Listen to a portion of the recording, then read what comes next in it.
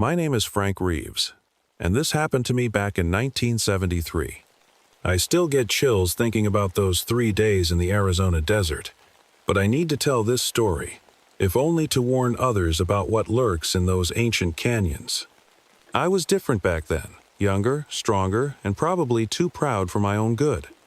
People around Phoenix still remembered me as the rodeo star who won 3 state championships before a bad fall ended my career. But that glory meant nothing compared to the pain of losing Maria, my wife, to cancer just 6 months before this story begins. Our boys, Wyatt and Cole, were taking it hard. Wyatt, my 17-year-old, buried himself in books and barely spoke to me anymore.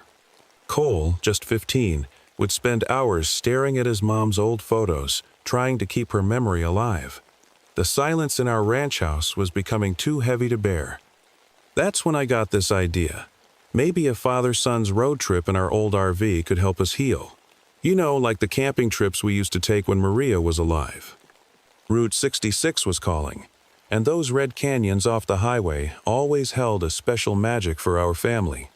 "Come on, boys," I said one morning over breakfast. "Let's hit the road for a few days. Just the 3 of us." Wyatt rolled his eyes. "Dad, I have college applications to work on." But Cole's eyes lit up for the first time in months. "Can we visit those old Indian ruins you and Mom used to talk about?" I smiled, remembering how Maria loved those ancient places. "Sure, buddy. We'll explore everything." I had no idea then that this simple family trip would turn into our worst nightmare, that we'd encounter things that shouldn't exist. That I'd learned the true meaning of sacrifice, and that some ancient evils are better left undisturbed. But I'm getting ahead of myself. Let me start from that first morning when we packed up the RV. The sun was rising over the desert, painting the sky in shades of orange and purple. It was beautiful, peaceful even. None of us had any clue about the darkness waiting for us in those remote canyons. If only I'd paid attention to the signs. If only I'd listened to the old medicine man's warnings sooner. Maybe things would have turned out differently. But then again, maybe some things are just meant to happen. The first few hours of our trip were normal enough. Wyatt sat in the back of the RV with his headphones on, while Cole kept pointing out interesting rocks and cacti through the window. The old RV rumbled along Route 66, kicking up dust as we headed deeper into the desert. Around noon, things started feeling different. The radio began acting weird, playing static instead of music. Then our compass started spinning in circles. I told myself it was just the heat playing tricks on us. "Dad, look at those birds," Cole said, pressing his face against the window. A group of ravens were flying in perfect circles above us. I'd never seen birds do that before. The sun was setting when our RV started making strange noises. Black smoke puffed from the engine, and the whole thing just died. We rolled to a stop near some red cliffs I'd never seen before, even though I thought I knew these roads well. "Great, just great," Wyatt mumbled, finally taking off his headphones. I tried starting the engine again, but nothing happened. No other cars had passed us for hours. The only sound was the wind whistling through the canyon rocks, making an eerie howling noise. That's when Cole spotted it. "Dad, what's that over there?" About 50 yards from our RV, partially hidden behind some rocks, was what looked like an entrance to some old ruins. Ancient stone walls stretched up the cliff face, with strange symbols carved into them. They seemed to glow slightly in the fading sunlight. "Those aren't on any map," I said, checking our guidebook. "Must be some old Native American ruins." As the sun set, the temperature dropped fast. We decided to camp in the RV for the night and look for help in the morning, but none of us could sleep well. Strange sounds kept coming from outside, scratching noises, like something was circling our vehicle. Around midnight, we heard it. A coyote's howl, but wrong somehow. It sounded almost like it was trying to form words. "Dad?" Cole whispered from his bunk. "I don't feel good about this place." "Neither did I, son. Neither did I." That was just the beginning of our first night. If only we'd known what was waiting for us in those ruins. I woke up early the next morning to check the RV's engine. The desert was quiet. Too quiet. No birds chirping, no insects buzzing, just dead silence. That's when I saw them. About 100 yards away, there were 3 dead cattle arranged in a perfect circle. Their bodies looked twisted in ways that weren't natural. I've been around livestock all my life, but I'd never seen anything like this. "Boys, stay in the RV," I called out, walking closer to investigate.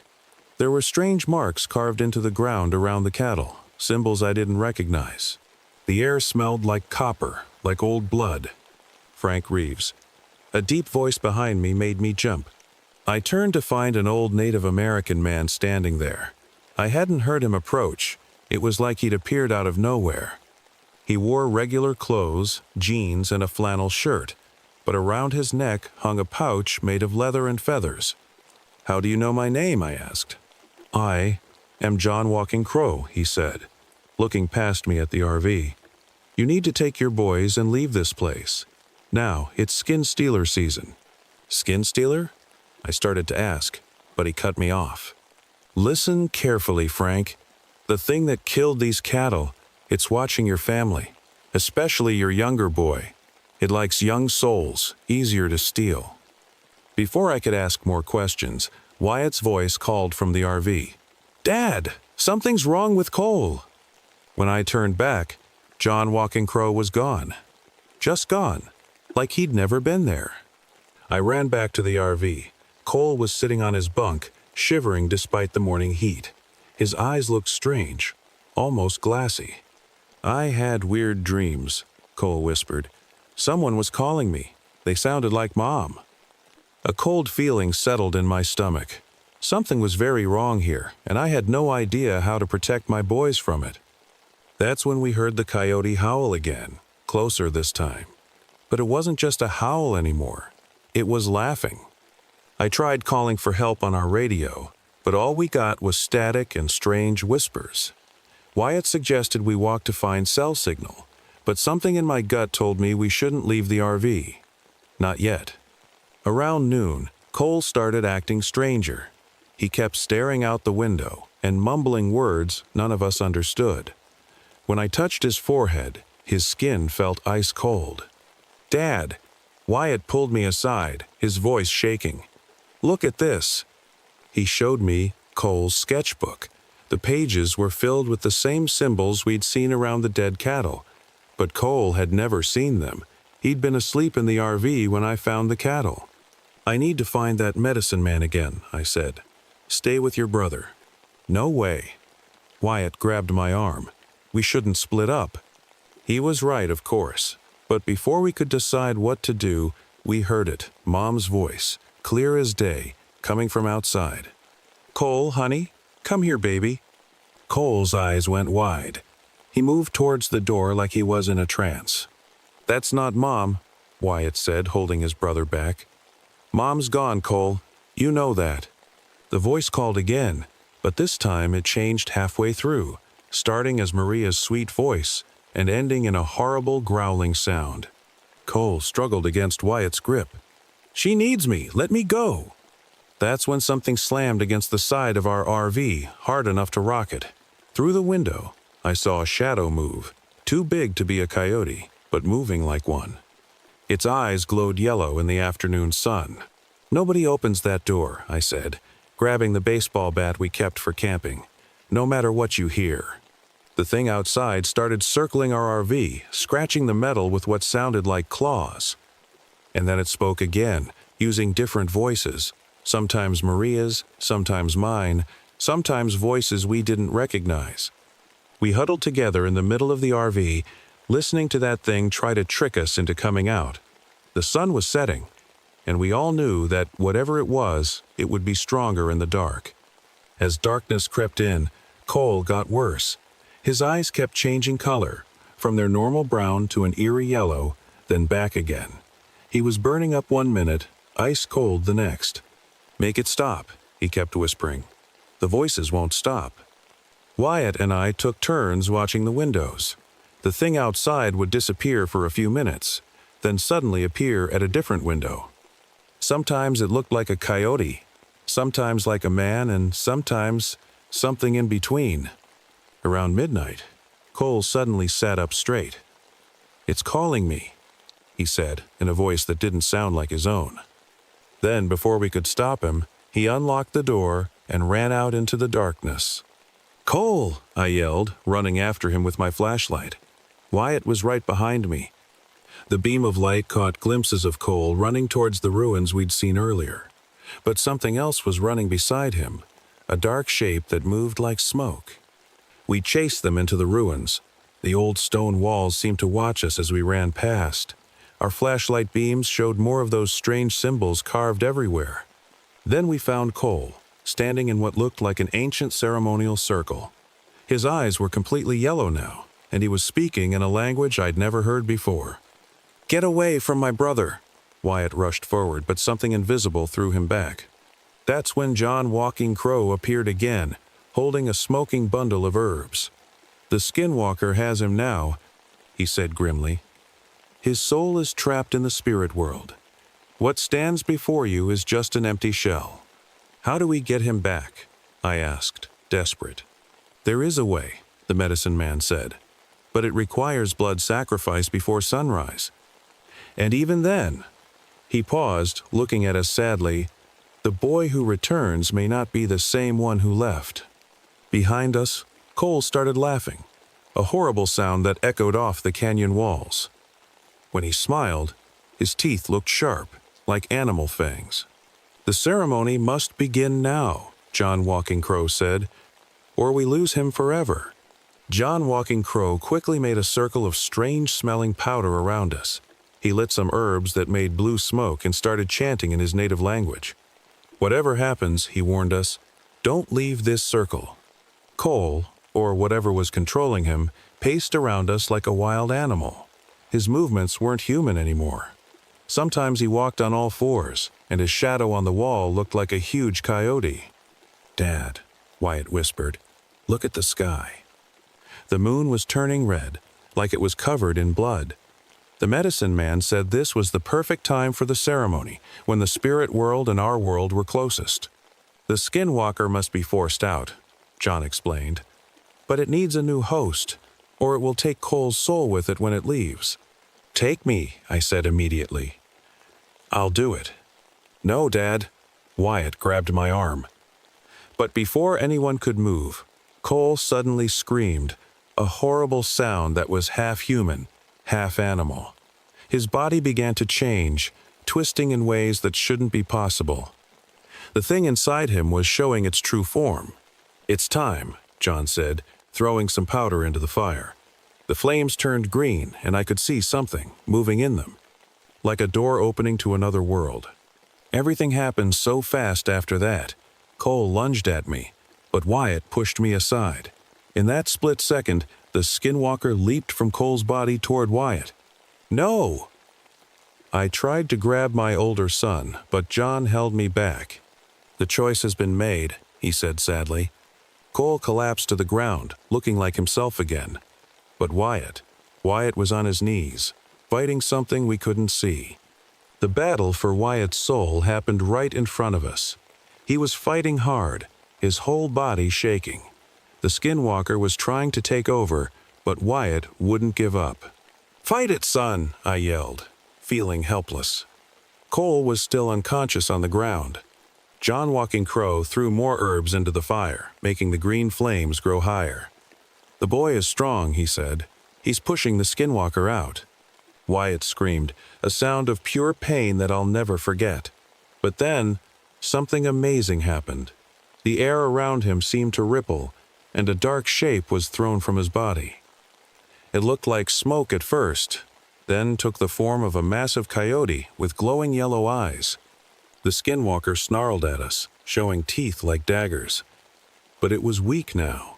John started chanting louder, and the creature began to fade like mist in sunlight. With one final horrible howl, the Skinwalker disappeared. The red moon above us turned normal again. The strange green fire died down. Wyatt collapsed. When I reached him, he was burning with fever, but breathing. Cole started to wake up too, looking confused and scared. Is Is it over? Cole asked weakly. Yes, John said, but he didn't sound happy. The skinwalker is gone, but it left its mark. He was right. Wyatt recovered, but he was different after that night. Sometimes I catch him staring at the moon with a strange look in his eyes. And Cole? Cole started having dreams that came true. We never talk about what happened, but we all know it was real. The medicine man visits sometimes, checking on the boys. He says the skinwalker's power left traces in both of them. Last week, I found Cole's new sketchbook. He'd drawn pictures of coyotes with yellow eyes, and more of those strange symbols. When I asked him about them, he just said, "They're calling to me, Dad. They're still calling." I pray we did enough that night. But sometimes, when I hear coyotes howling in the distance, they sound like they're laughing. And I wonder if our story is really over. It's been 5 years since that night in the canyon. Our family tried to move on, but some things you can't just forget. Wyatt went to college, but he comes home every full moon, saying he gets restless in the city during those nights. He's learned to control the strange powers the skinwalker left behind. Sometimes he knows things before they happen. Sometimes animals act weird around him, like they're afraid. But it's Cole I worry about most. Last month, some cattle were found dead near our ranch.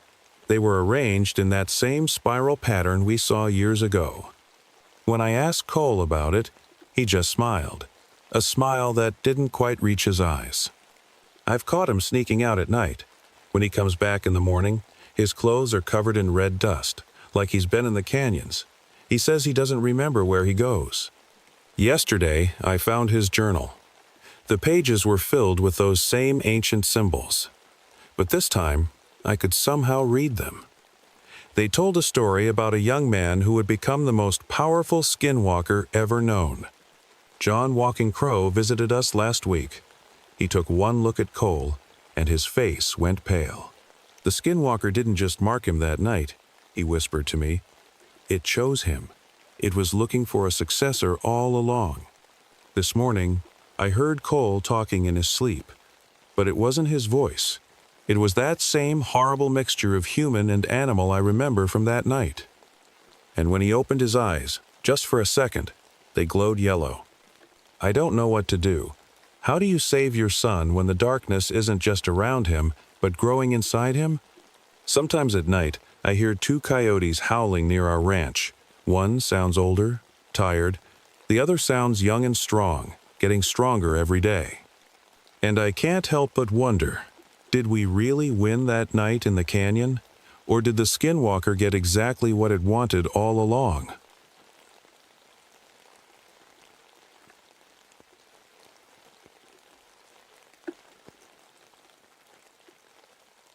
My name is Catherine Walsh, and this happened to me in 1985, when I was a 32-year-old wildlife researcher. I never thought my life would change forever in the misty forests of the Pacific Northwest, but sometimes the craziest stories are the ones that are true. I used to be a normal scientist, working at the University of Washington, studying large mammals, but I always felt there was something more out there, something that others were afraid to look for. When my colleagues laughed at my ideas about undiscovered creatures in our forests, I didn't give up. Instead, I used my life savings and some help from a mysterious donor to buy an old RV and turn it into a mobile research lab. The RV wasn't much to look at from the outside, just a big white box on wheels with some scratches and dents. But inside, I had filled it with everything I needed: computers, cameras, motion sensors, and all sorts of equipment to track and record wildlife. It wasn't fancy like the university labs, but it was mine, and it was perfect for what I needed to do. I remember the day I first drove into Olympic National Forest. The trees were so tall they seemed to touch the sky, and the fog rolled in between them like ghostly fingers. The air smelled of pine needles and damp earth, and everything was so quiet. Too quiet, really. Looking back now, I should have noticed how even the birds stopped singing when I parked my RV in that clearing. That first night, as I sat in my RV checking my equipment, I had no idea that I was about to uncover a secret that had been hidden for thousands of years. I didn't know that soon I would question everything I believed about science, about reality, and about myself. This is my story, and I warn you, once you hear it, you'll never look at the forests the same way again. You'll always wonder what's really out there, watching from between the trees, protecting us from things we were never meant to know about. It was my third day in the forest when strange things started happening. At first, they were small things that I could almost explain away. My equipment kept acting weird. Batteries that were fully charged in the morning would be dead by noon, even though I hadn't used them. My cameras would turn off by themselves, and sometimes the screens would fill with static for no reason. But what really got my attention was the footprints. I found them one misty morning, just as the sun was trying to break through the trees. They were huge, way bigger than any bear or known animal in these woods. What made them even stranger was how they just stopped. Like whatever made them had just vanished into thin air. I took pictures and made plaster casts of the prints, my hands shaking with excitement the whole time. That evening, as I was looking over my findings in the RV, I heard something that made my blood run cold. It was a sound I'd never heard before, not quite a howl, not quite a whisper, but something in between. It seemed to come from everywhere and nowhere at the same time. I grabbed my flashlight and looked out the window. The forest was dark, but between the trees, I saw something that shouldn't have been possible. A tall, dark figure, at least 8 feet high, was standing there. But it wasn't solid. I could see right through it, like it was made of smoke. When I blinked, it was gone. The next morning, I hiked deeper into the forest, following a trail I hadn't noticed before. That's when I found the first marker, an ancient stone covered in strange symbols. It was half buried in the ground, almost like it was trying to hide from the world. As I brushed away the moss, I could make out carvings of tall figures and warnings in a language I didn't understand. I tried talking to the local tribal elders about what I'd found, but they just shook their heads and closed their doors. One old man did speak to me, but only to say, "Some things in these woods are not meant to be found, Dr. Walsh. Some secrets are kept secret for a reason." I should have listened to him, but scientists like me, we never listen, do we? We always have to know more. And that's exactly what got me into trouble, the kind of trouble that would change my life forever. That night, as I sat in my RV writing in my journal, all my equipment suddenly came to life at once. Every screen lit up, every sensor started beeping, and through my headphones came a voice that sounded ancient and powerful. "You have awakened us, Seeker. Now you must help us finish what was started 1,000 years ago." I spent that whole night wide awake, watching and waiting. The voice in my headphones had gone quiet, but I could feel something had changed in the forest. It was like the whole woods were holding their breath, waiting for something to happen. The next morning, I noticed something odd about the animals. A deer stood perfectly still near my RV, just staring at me with eyes that looked wrong. They were cloudy, like there was a fog inside them. When it finally moved, it didn't run like a normal deer. It walked stiffly, almost like a puppet being pulled by strings. Then I saw more animals acting the same way. Rabbits, birds, even a bear. They all had those same cloudy eyes, and they all seemed to be watching me. I locked myself in my RV and started checking all my cameras. What I saw made my hands shake. On one screen, I could see them, the creatures I'd been looking for. They weren't just big, hairy animals like people always said. They were something else entirely. Tall, graceful beings that seemed to glow slightly in the dark. And I watched in amazement as one of them walked right through a tree like it was made of air. That's when they started trying to communicate with me. Not with words, but with images that appeared in my mind while I slept. They showed me things, terrible things. There was something evil sleeping in the mountain, something that had been trapped there for thousands of years. And now, because of my research, because of all my equipment and noise, it was starting to wake up. The Sasquatch weren't just random creatures, they were guardians, protecting our world from this ancient evil. but now it was getting stronger.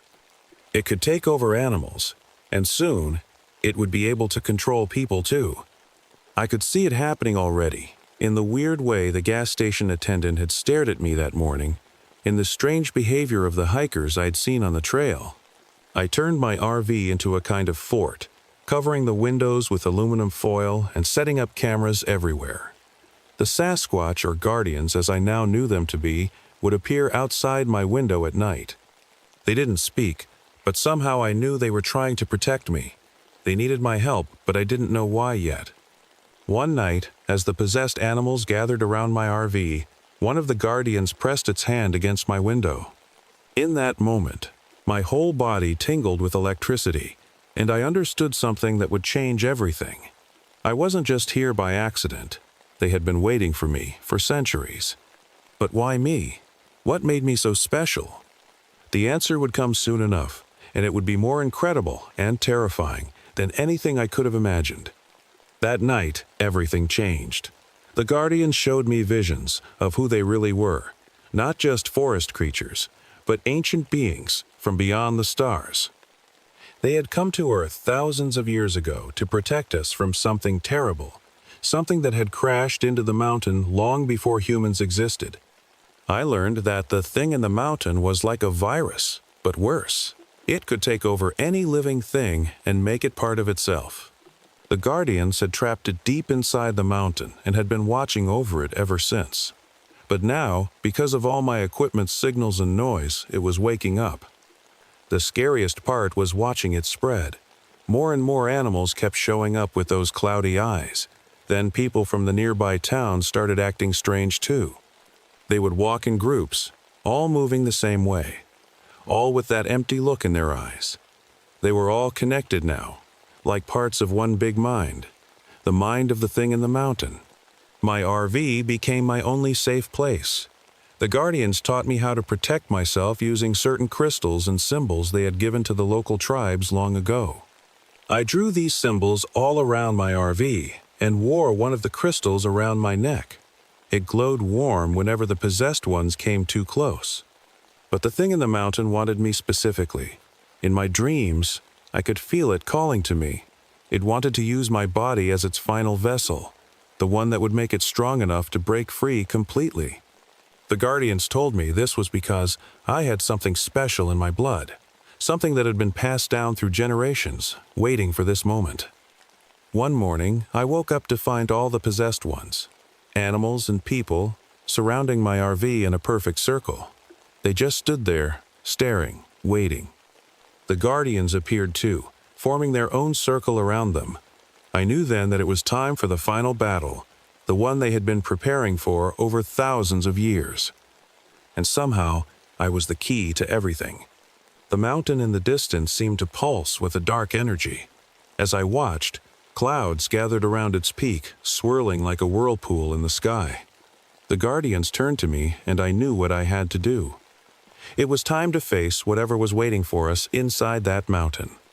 I grabbed my backpack, filled it with the crystals and other things the Guardians had given me, and stepped out of my RV. As soon as I did, both circles, the possessed ones and the Guardians, began to move toward the mountain. And I walked with them, my heart pounding but my steps steady, knowing that what waited for us would decide the fate of not just the forest, but maybe the whole world.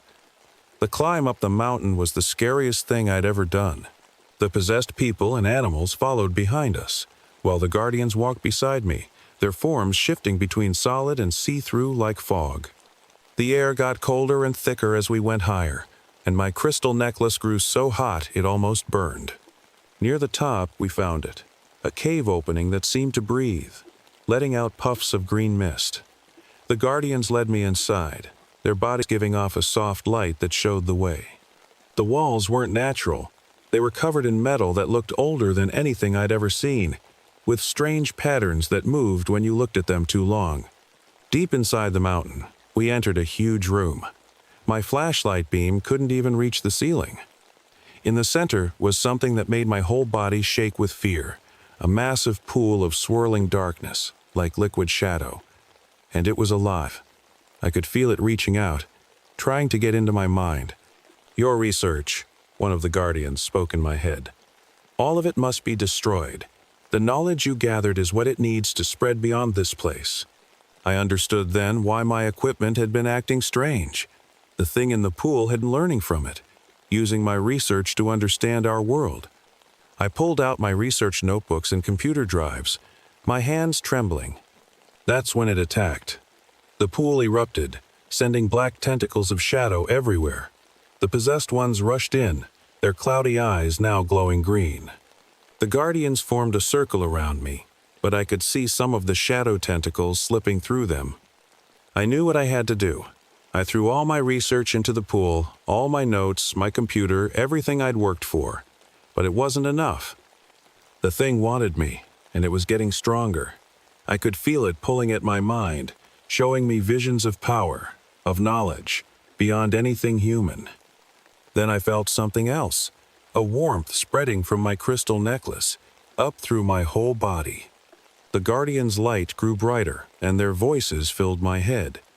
You must choose, Catherine. You can become one of us, a guardian, but you can never return to your old life.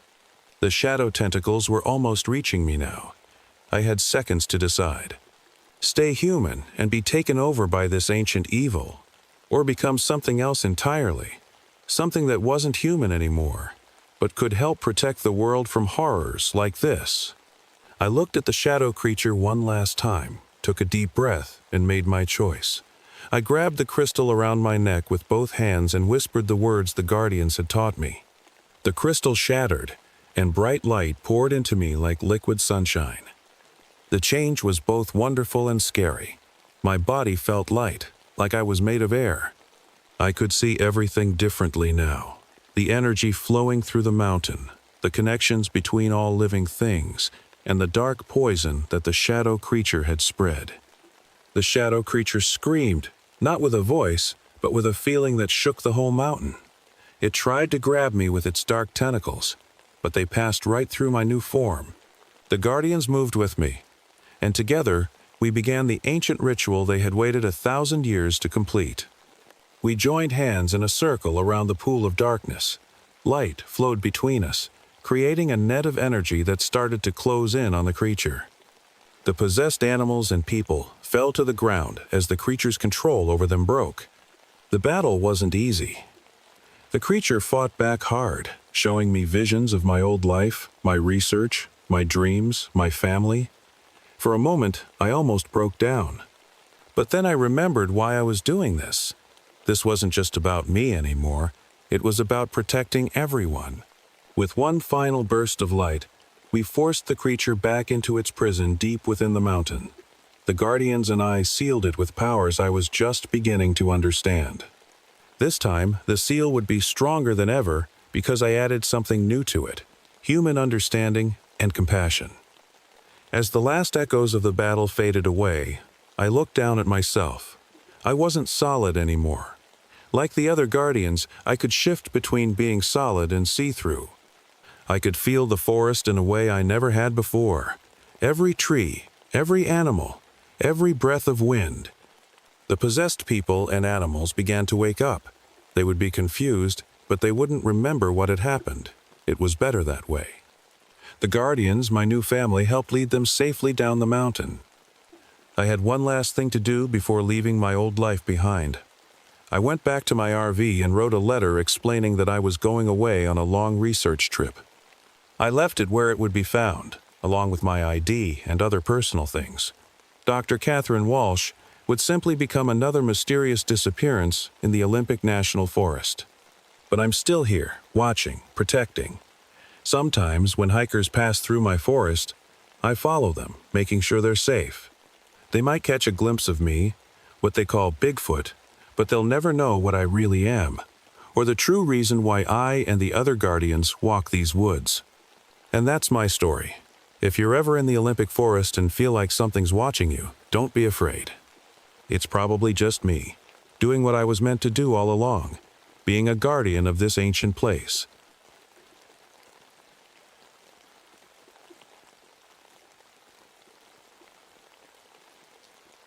My name is Jack Morgan, and this happened to me back in 1961.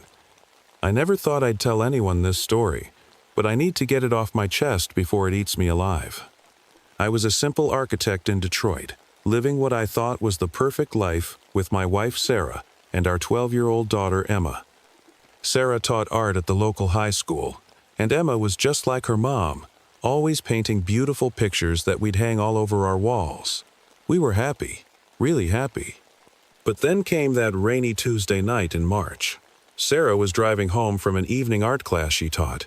The roads were slick, and the streetlights were playing tricks in the rain. I remember getting that phone call like it was yesterday, the kind that makes your whole world stop spinning. They said there was an accident on Michigan Avenue. A truck driver had fallen asleep at the wheel. Emma was there when they brought Sarah into the emergency room. I wish she hadn't been. No child should see their mother like that. Sarah held on just long enough to squeeze our hands one last time, and then she was gone. Everything changed after that. Our big Victorian house felt too empty, too quiet. Emma stopped painting, and barely talked anymore. I started finding comfort in bottles, something I'm not proud of. We were drowning in our grief, Emma and me, and I knew we needed a change. That's when I got this crazy idea about taking a cross-country trip in an RV. A fresh start, I told Emma. She didn't want to go at first, but I sold our house anyway. Bought this beat-up RV that had seen better days, but it ran okay. At least it did until we reached northern Michigan. I never could have guessed that our stop at Devil's Forest Station would change our lives forever. Sometimes I still wake up at night, wondering if what happened there was real or if I finally lost my mind from grief. But I know it was real. The things we saw there, the things we learned about time and grief and love. Well, let me tell you exactly what happened that night. Or maybe it was 20 years. Time worked differently there, you see. But I'm getting ahead of myself. Let me start from the beginning, from when we first saw those strange lights through the trees. It was getting dark way too early that day, which was strange for a summer evening in Michigan. Emma was sleeping in the back of the RV, and I was trying to follow the GPS, but it kept showing us weird directions. Then it just died completely. The forest around us seemed to get thicker and darker with each passing minute. The trees looked different too, taller and older than any I'd seen before. Our radio started acting funny, playing bits and pieces of old songs, then static, then what sounded like voices talking backwards. "Dad?" Emma's sleepy voice came from behind me. "Where are we?" "Just a bit lost, honey," I said, trying to sound calmer than I felt. "We'll find a place to stop soon." That's when the RV started making this awful coughing sound. The engine light came on and I knew we were in trouble. Through the trees, I spotted a faint glow, looked like lights from a building. As we got closer, an old gas station appeared. The sign read, "Devil's Forest Station," in flickering neon red letters. Some of them were burnt out, making the words look broken and scary. The place looked like it hadn't been painted since the 1940s, all gray and peeling. I pulled up to one of the pumps, and that's when I noticed something odd. There were other cars parked around, but they looked frozen, like photographs. A man was standing by his car, frozen mid-motion while putting gas in his tank. A woman through the station window appeared to be reaching for a coffee cup, but she wasn't moving at all. "Dad?" Emma's voice shook a little. "Why aren't those people moving?" Before I could answer, the station door opened with a creaky sound. A tall, thin man in a gray uniform stepped out. His name tag read Chester, and he had the strangest smile I'd ever seen. "Well, well," he said, looking right at us. "Jack and Emma Morgan, we've been expecting you." My blood ran cold. We hadn't told anyone our names. We hadn't told anyone we were coming this way. We hadn't told anyone anything. Emma grabbed my hand tight. Her palm was sweaty, or maybe mine was. I wanted to jump back in the RV and drive away as fast as possible. But the engine was dead, and the forest around us had gotten so dark I couldn't even see the road anymore. We were stuck here, at this strange station, with this man who somehow knew our names. And something told me this was just the beginning of our troubles. I wanted to ask Chester how he knew our names, but my mouth felt too dry to speak. Emma squeezed my hand harder, and I could feel her trembling. "Your engine's making that knocking sound, isn't it?"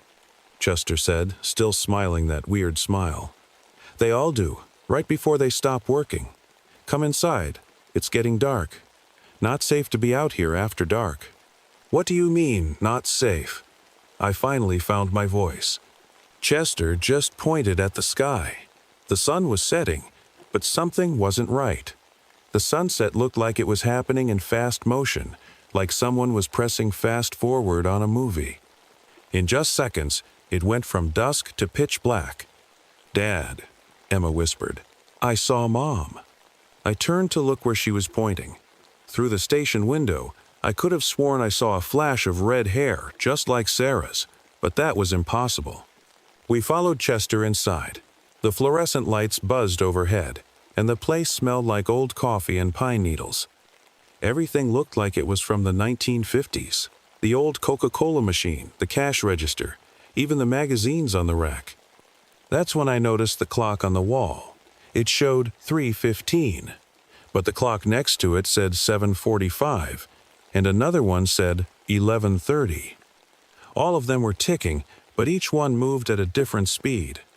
"Time works funny here," Chester said, like he was talking about the weather. "But you'll get used to it.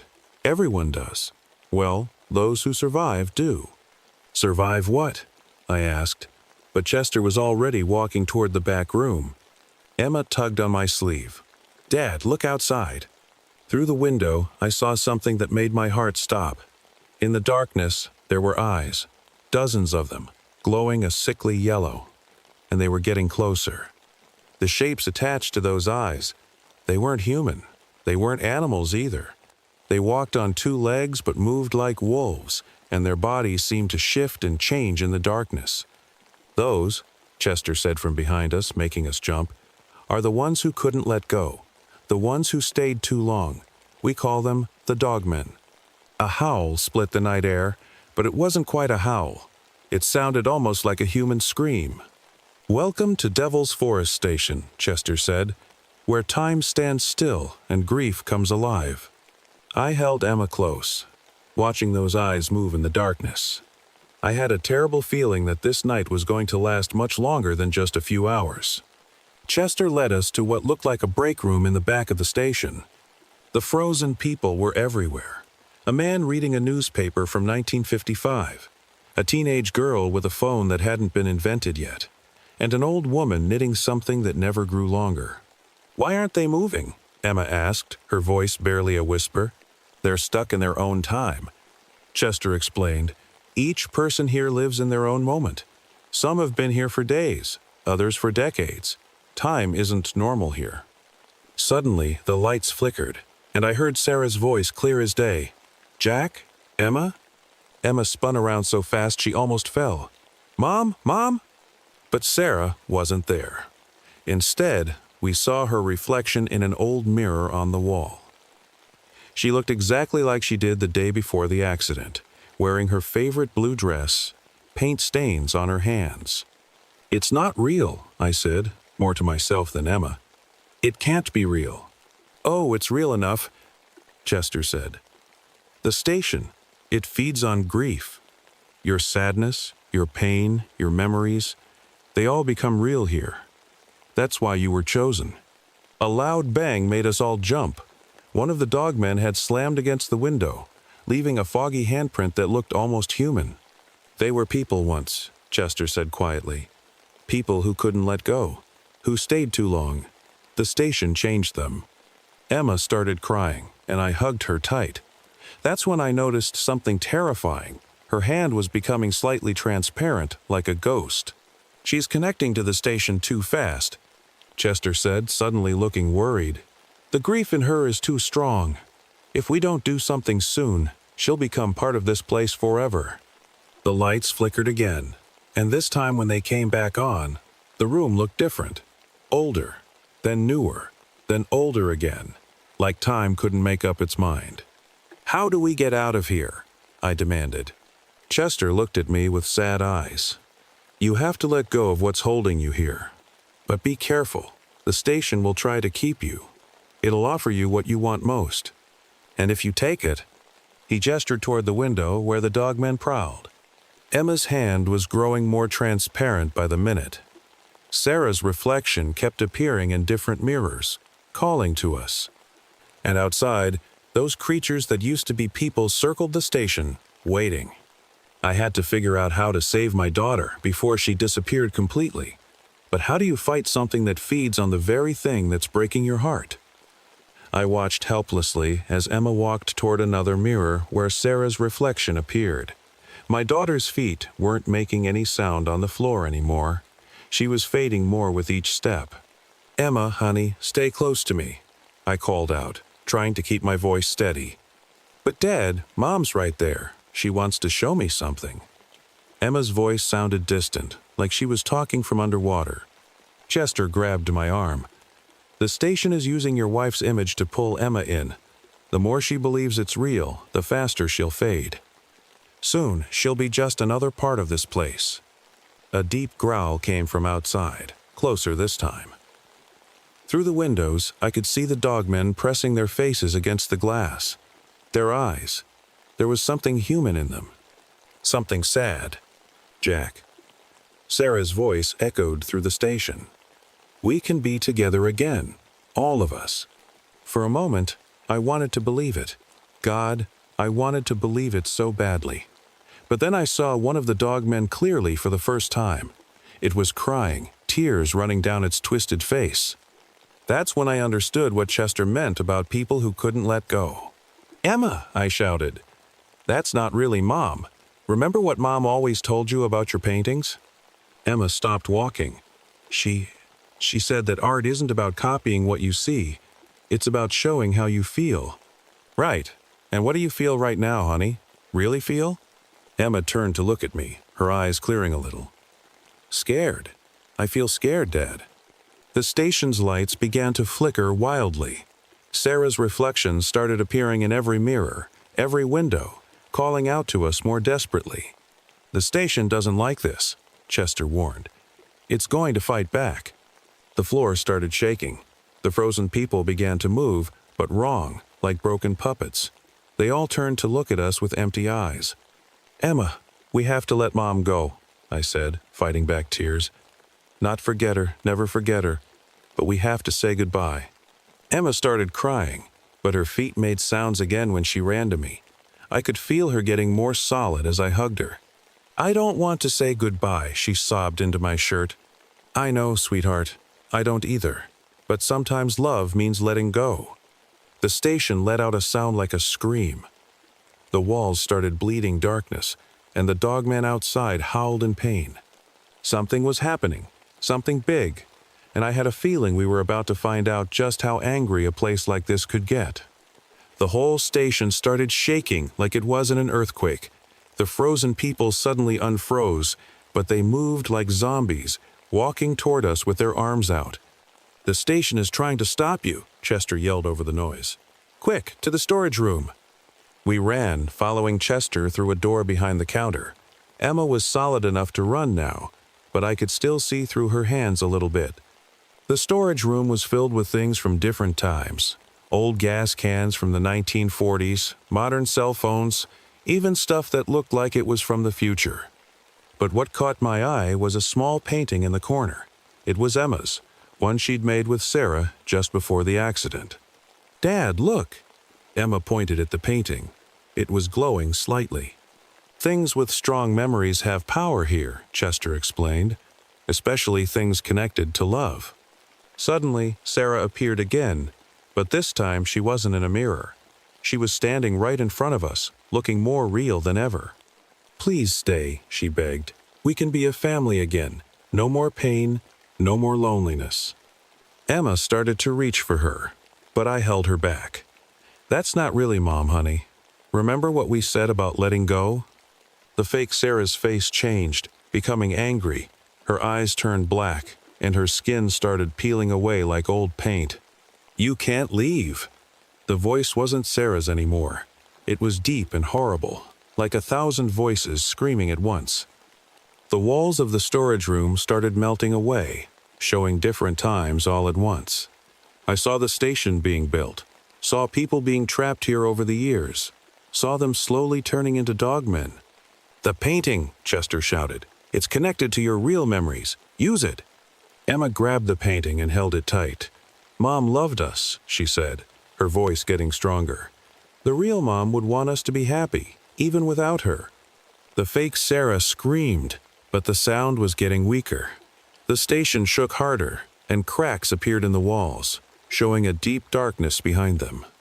"You have to mean it," Chester said urgently. "Both of you. You have to truly let go." I looked at the thing pretending to be my wife, and finally said what I'd been afraid to say for so long. "Goodbye, Sarah. We'll always love you, but we have to live our own lives now." The station let out one final terrible scream. Everything exploded into bright white light. The fake Sarah disappeared like smoke in the wind. The walls cracked open like eggshells, and through them we could see all of time happening at once. The dogmen outside started changing. Their twisted bodies straightened. Their wolf-like faces became human again. They were turning back into people, people who were finally letting go of their grief. "Look!" Emma shouted, pointing at her hands. They were completely solid now, no more see-through parts. The frozen people in the station started moving normally again. Some of them looked confused, like they were waking up from a long dream. Others were crying, but they were happy tears. "The station's power is breaking," Chester said, and for the first time he smiled a real smile. "You did it. Your love for each other was stronger than your grief." But we weren't done yet. The station gave one last fight. The floor started disappearing under our feet, showing a deep, dark nothing below.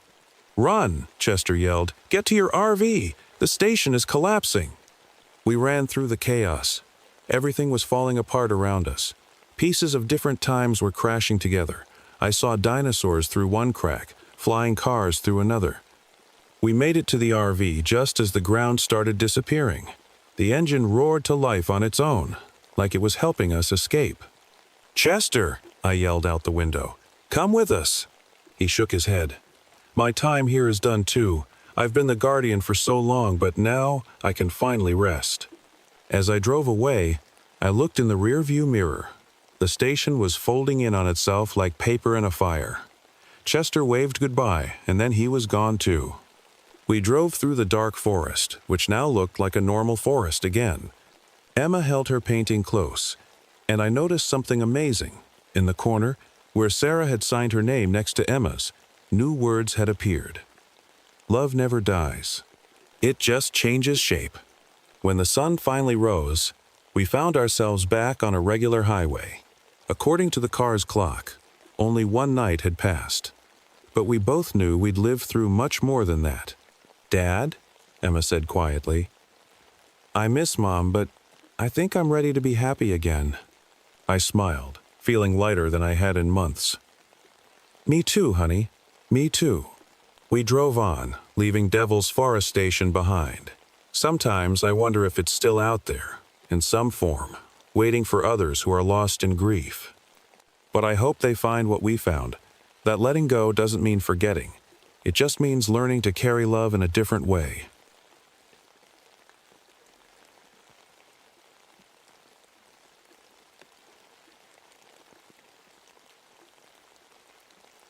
My name is Mike Harrison, and this happened to me back in 1979 when I was working as a park ranger in the Appalachian Mountains. I still get chills thinking about those 3 weeks that changed my life forever. Sometimes, when I'm alone at night, I can still hear the creaking of those trees and feel that sticky black sap on my hands. I was 32 then, fresh out of military service and happy to have found a peaceful job in the mountains. Well, at least I thought it would be peaceful. My partner was David Cooper, a local guy who knew these woods like the back of his hand. He was younger than me, maybe 25, with this endless energy and a smile that could brighten up the darkest day. We made a good team, me with my military training and him with his local knowledge. We worked out of this old RV that we'd turned into our mobile office. It wasn't fancy, but it had everything we needed: radio equipment, some basic medical supplies, and enough space for us to work and rest. David used to joke that it was our forest castle on wheels. The thing squeaked and groaned when we drove it up the mountain roads, but it never let us down. Well, not until that night when everything went wrong. I remember the day it all started so clearly. It was a chilly October morning, and the fog was hanging low between the trees, making everything look like it was floating in a sea of white. The leaves were just starting to turn golden and red, but there was something off about the forest that day. The birds weren't singing like they usually did, and the air felt heavy, like right before a big storm. That's when Sheriff Mills called us in about the disappearances. 7 people had vanished in the past 6 months, hikers mostly, but also a local teenager and an old man who'd lived in these parts his whole life. The sheriff thought it might be bears or maybe some kind of cult activity, if only it had been that simple. Little did I know that morning would be the beginning of the strangest and scariest experience of my life. Not even my time in the military could have prepared me for what we were about to discover in those ancient woods. And poor David. Sometimes I wonder if things would have been different if I'd noticed the signs earlier. But I should start from the beginning, from that first tree we found, the one that changed everything. We started our search near Blackwater Creek, where the last person had disappeared. David was driving the RV while I checked our maps. The trees were huge here, older than anything I'd seen before. Some of them were so wide it would take 3 people holding hands to wrap around them. "Mike, look at that," David said suddenly, pointing through the windshield. About 50 feet ahead, something dark was dripping down one of the massive oak trees. We parked the RV and grabbed our gear, flashlights, cameras, and sample bags. Standard stuff for investigating weird things in the woods. As we got closer, I noticed something wasn't right. The black liquid oozing from the tree wasn't sap, it was too thick, almost like oil, but it moved in a way that made my skin crawl. It seemed to be pulsing. "I've never seen anything like this," David whispered, reaching out to touch it. I grabbed his arm. "Don't," I said. "Let's take samples first." Something in my gut told me this wasn't normal tree sap. While we were examining the tree, we heard a sound that made us both freeze. It was like wood creaking, but different, almost like a moan. At first, I thought it was just the wind, but there wasn't any breeze that day. "Did you hear that?" David asked, his voice shaking a little. I nodded, shining my flashlight around us. The black substance seemed to be coming from a crack in the tree, about 6 feet up. But what really caught my attention was the hollow sound when I knocked on the trunk. "This tree's hollow," I said, tapping it again. "But it shouldn't be. It looks healthy from the outside." David found a small opening near the base, partially hidden by roots. When we shined our lights inside, we both stepped back. There was something in there. Something that looked horribly like a human hand, but it was different. The skin had turned gray and woody, like it was turning into bark. The radio in our RV crackled to life with static, making us jump. But when we turned around, what we saw made our blood run cold. The black liquid had spread, forming a trail on the ground, and it was moving. Not flowing downhill like it should, but moving on its own, like it was alive. "Mike," David's voice was barely a whisper, "I think we should call for backup." I reached for my radio, but all we got was static. That's when we heard the moaning sound again, louder this time, and it definitely wasn't the wind. It was coming from inside the tree. We looked at each other, knowing this was just the beginning of something much bigger and much worse than either of us could have imagined. The forest suddenly felt different, like it was watching us, waiting. We ran back to the RV as fast as we could. My hands were shaking as I tried to call the sheriff's office on our main radio, but all we got was that awful static. David kept looking out the windows, his face pale. "We need to document this," I said, trying to stay calm. "Get the camera and the sample kits. Whatever's out there, we need proof." But when we looked back at the tree, things had gotten worse. The black liquid was now flowing faster, and more trees around it were starting to ooze the same stuff. The moaning sound was getting louder, coming from different directions. "Look at the ground," David pointed. The grass where the black liquid had touched was turning gray and dying. Even the small plants were shriveling up like they'd been poisoned. We put on our protective gloves and carefully collected samples in glass jars. That's when David noticed something strange about his glove. The black liquid had eaten through it like acid. "Mike!" he called out, panic in his voice. "It's on my skin!" I rushed over with our first aid kit and helped him wash it off with water, but a small dark patch remained on his hand. He said it felt numb, like it was asleep. As the sun started to set, the forest got eerier. The trees seemed to be swaying even though there was no wind. We heard cracking sounds, like branches breaking, but we couldn't see anything moving. "We should check inside that hollow tree," David said. "If there's really a body in there." I didn't want to, but he was right. We were rangers. It was our job. With our flashlights and protective gear, we carefully approached the tree again. The opening at the base had gotten bigger, like the tree was opening up. When we shined our lights inside, we saw something that still haunts my dreams. There was a body, all right, but it was half merged with the tree.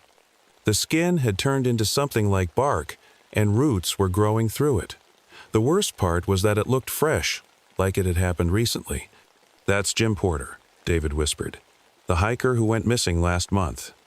Suddenly, the body's hand twitched. We both jumped back, our hearts racing. That's when we heard a new sound, footsteps in the woods, slow and dragging, and they were getting closer. David's hand, the one that got touched by the black liquid, was starting to turn gray. He tried to hide it, but I could see him scratching it, his face twisted with worry. "We need to get out of here," I said, "right now." But as we turned to leave, we saw them, dark figures moving between the trees. They walked stiffly, like puppets, and their skin looked just like the bark on the trees. We were no longer alone in these woods, and whatever was out there, it wasn't human anymore. We made it back to the RV just in time, slamming the door shut behind us. Through the windows, we could see them, 5 or 6 figures stumbling between the trees. Their movements were jerky, like broken dolls, and their skin looked like rough tree bark. "Start the engine," I yelled to David. But when he turned the key, the RV made a horrible grinding noise and wouldn't start. The radio was still just static, and our cell phones showed no signal. "Mike!" David's voice was shaking. "My hand, it's spreading." Under the RV's lights, I could see the gray bark-like texture had crept up past his wrist. His fingers were stiff, and the skin felt hard to touch. He was trying not to show it, but I could tell he was terrified. That's when something slammed into the side of the RV. We looked out to see one of those things pressing against the window. Its face was barely human anymore, just hollow eyes and mouth and a wooden face. Worse still, I recognized who it used to be. Sarah Chen, a college student who'd disappeared 2 weeks ago. "The loggers?" David said suddenly, flipping through his notebook with his good hand. "Remember those reports about Northern Pine Logging Company? They were cutting down the oldest trees in this forest, even though it was illegal." Another bang on the RV. More figures were surrounding us now. The trees around us seemed to be closing in, their branches reaching toward our vehicle like hands. "We need to check the company records," I said, trying to think clearly despite my racing heart. There must be a connection between the logging and whatever this is. David let out a small cry of pain. The gray bark had reached his elbow now, and dark lines like tree veins were spreading up his arm. His eyes were changing too, flecks of deep green appearing in his normal brown. "I can hear it, Mike," he whispered. "In my head. It's so angry. Been here so long. The trees. They're all connected underground. The spirit, it's using the roots." The RV's metal groaned as branches started wrapping around it. The wooden figures were getting closer, their movements becoming more coordinated. Through the windshield, I could see black sap dripping from their mouths. "David, stay with me," I said, grabbing our emergency pack. "We need to make a run for it. The ranger station is 2 miles east, if we stick to the old hiking trail." But David wasn't listening anymore. He was staring at the trees, swaying slightly like he could hear music I couldn't. When he turned to look at me, his eyes were almost completely green. "It's too late," he said in a voice that didn't sound quite like his own. "The forest is awake now, and it wants revenge." The RV's windows started to crack under the pressure of the branches. We were running out of time, and I was watching my best friend turn into something else right before my eyes. I had to make a choice, and fast. I grabbed David's good arm and our emergency backpack. "We have to run now." Just as the RV's windows started breaking, we burst out the side door and into the dark forest. The wooden figures, I couldn't think of them as people anymore, turned to follow us. They weren't fast, but they didn't need to be. The forest itself was working against us. Roots kept rising up from the ground, trying to trip us. Branches swung down like arms, trying to grab us. David was getting worse. He kept stumbling, and the bark had spread to his shoulder now. "Mike," he gasped, "I can feel it in my head. The spirit. It's so old, so angry. The loggers. They cut down its ancient trees, its children." We reached an old cabin, one of our emergency shelters. Inside, I found our backup radio and some old maps. While I tried to call for help, David found something interesting, a dusty old book about local legends. "Look at this," he said, his voice getting rougher, more like creaking wood. "There's a story about a forest spirit. The natives never cut down trees in this part of the woods. They said it was sacred ground." Suddenly, David fell to his knees, crying out in pain. The bark was spreading faster now, creeping up his neck. But instead of panicking, he looked at me with those strange green eyes, somehow clearer than before. "I understand now," he whispered. "The spirit needs a sacrifice. Not just any sacrifice, it needs the oldest tree, the one that started it all. That's its heart." "How do you know this?" I asked, helping him up. "I can see it. Through the roots. Everything's connected underground. The spirit. It's showing me things. Mike, you have to find the mother tree. It's the biggest one, at the center of the forest. But hurry. I don't know how much longer I can fight this." Outside, we could hear the wooden figures getting closer. The walls of the cabin creaked as tree roots started pushing through the floorboards. David's skin was almost completely bark now, but he was fighting it, fighting to stay himself. "Go," he said, pushing me toward the back door. "I'll hold them off. I can control them a little, through the spirit's connection." But Mike, his eyes met mine one last time, still showing a hint of their original brown. "If you can't stop this, you'll have to burn it all down. Everything." I didn't want to leave him, but I knew he was right. With tears in my eyes, I grabbed the map and my backpack. The last thing I saw as I ran into the dark forest was David standing in the cabin doorway, his body now more tree than human, holding back the wooden army that used to be people. I had to find that mother tree. It was the only way to save David, if there was anything left of him to save. But as I ran deeper into the dark forest, I could feel thousands of angry eyes watching me from every tree, and the moaning sound was getting louder. I ran through the dark forest, my flashlight beam bouncing wildly. The trees seemed to lean in, their branches reaching for me. I could hear the wooden figures crashing through the undergrowth behind me, but I didn't dare look back. My lungs burned as I pushed on, following the old map and David's instructions. Find the biggest tree at the center of the forest. Easier said than done when every shadow looked like a monster. After what felt like hours, I stumbled into a clearing. There, in the middle, stood the largest tree I'd ever seen. Its trunk was wider than a car, and it towered above all the others. This had to be it, the mother tree. As I got closer, I noticed strange carvings on the bark.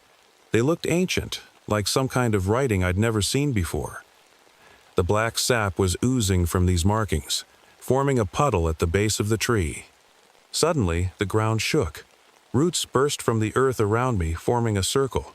I was trapped. The moaning sound grew louder, and it seemed to be coming from inside the giant tree. Then I heard a familiar voice. Mike. It was David, or what used to be David. He emerged from the shadows, his body now completely transformed into a twisted mix of man and tree.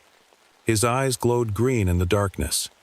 "David," I called out, "I found it! The mother tree! What do I do now?" He shambled closer, his movements stiff and unnatural. "The spirit. It's angry, Mike. So angry. It wants revenge for its children, the trees that were cut down." "How do we stop it?" I asked, desperately. David's wooden face creaked into a sad smile. "A sacrifice. It needs a sacrifice. Not just any sacrifice. A willing one." My blood ran cold as I realized what he meant. "No, David, there has to be another way." But he was already moving towards the mother tree. "It's too late for me, Mike. But I can stop this. Save the others." As David touched the giant tree, the black sap began to glow. The whole forest seemed to hold its breath. David looked at me one last time, a flicker of his old self in his eyes. "Run, Mike," he said. "Run, and don't look back." The black sap engulfed David, pulling him into the tree. A blinding light filled the clearing, and a deafening roar shook the earth. I turned and ran, branches whipping my face as I fled. Behind me, I could hear the forest screaming. Trees were falling, the ground splitting open. The spirit's rage was tearing everything apart. As I finally reached the edge of the forest, I looked back. The woods were on fire, but it was no ordinary fire. The flames were green and black, consuming everything.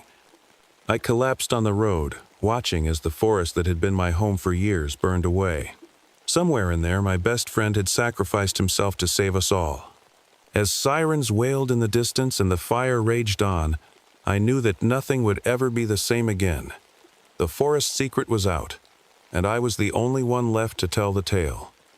But even as I watched the flames, a chill ran down my spine, because there, at the edge of my vision, I could swear I saw a sapling breaking through the asphalt, and its leaves were tinged with that same sickly black.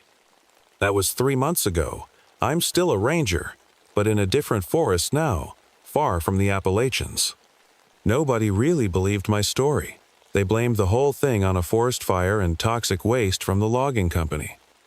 The official report said David went missing in the line of duty. But I know the truth, and I've been watching, waiting, because something worse is happening now. Last week, I got a package from an old friend at the lumberyard, where they sent all those trees from our forest. Inside was a letter and some photos that made my hands shake. The photos showed workers with gray patches on their skin, trees oozing black sap. And worst of all, a familiar figure standing in the shadows of the lumber warehouse, a wooden shape that looked just like David. The letter was short. "It's spreading. The infected wood. It's in furniture now, in people's homes, in their walls. The spirit didn't die, it just moved. Sometimes at night, I lie awake listening to the creaking in my house. Is it just normal wood settling, or something else? And when I hear about missing people in other towns, near other forests, I wonder. Yesterday, I noticed something that made my heart stop. A small dark stain spreading across my wooden desk. It looked just like that black sap from the forest. And as I stared at it, I swear I heard a familiar voice whisper, "Mike, it's not over, it's just beginning." I'm writing this down because people need to know the truth. If you're reading this and you notice anything strange about the trees near your home, black liquid, weird sounds, or moving shadows, don't ignore it. Don't touch it. Run. Because the forest spirit isn't trapped in those mountains anymore. It's free now, spreading through every piece of wood it can find. And it's still hungry, still angry. And sometimes, late at night, when the wood creaks in your house, it might not just be the wind.